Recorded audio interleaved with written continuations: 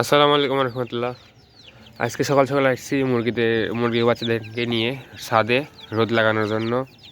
তো একটা বের হয়ে গেছে, ওকে ঢুকাই দেয় যা। তো এখন সকাল 9:30 বাজে, রোদ বের হয়ে গেছে। তো সেই জন্য নিয়ে আসলাম মুরগির বাচ্চাদের, যে রোদ দেয় একটু। তো ওকে ওদের এক এক ধরে রোদ এই টুপার মধ্যে রেখে দেয়।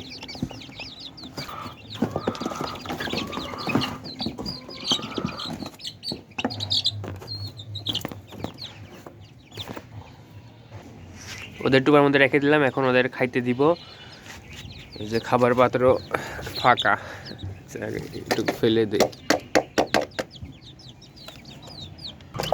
ওদের খাবার পানি দিয়ে দিছি, এখন ওরা খাচ্ছে। আর কিছুদিন আগে আমাদের একটা কোয়েল পাখি মারা গেছিল। তো ভাবছিলাম কোয়েল পাখিটা ডিম পাড়ে, যে ডিম পাড়া একটা কোয়েল পাখি ছিল, ওই মারা গেছে। কিন্তু না, ওই কোয়েল পাখিটা মারা যায়নি, অন্য কোয়েল পাখিটা মারা গেছে।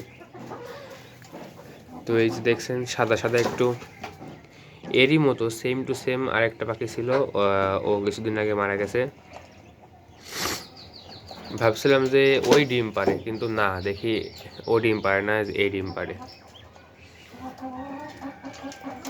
আর তার কিছুদিন আগে আগে এই 2-1 দিন আগে হচ্ছে এই সাদা কোয়েল পাখিটাকে এর মধ্যে দিছিলাম। এরা আবার একে অসুস্থ করে দিছে। এখানে ভিডিও বানাচ্ছি আর এসে ঠোক দিচ্ছে আমাকে এর মধ্যেই।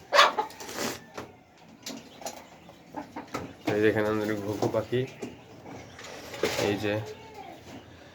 আর 2-3 দিন পরে আমাদের একটা কুচে মুরগি থেকে বাচ্চা বের হবে,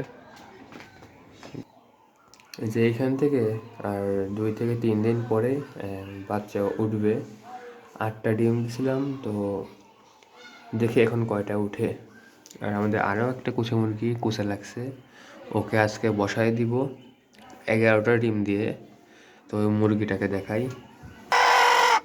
এই যে এটা এই মুরগি কুচে লেগে গেছে, এখন একে আজকে বসায় দিব। আর এখানে আমাদের চীনা হাঁস,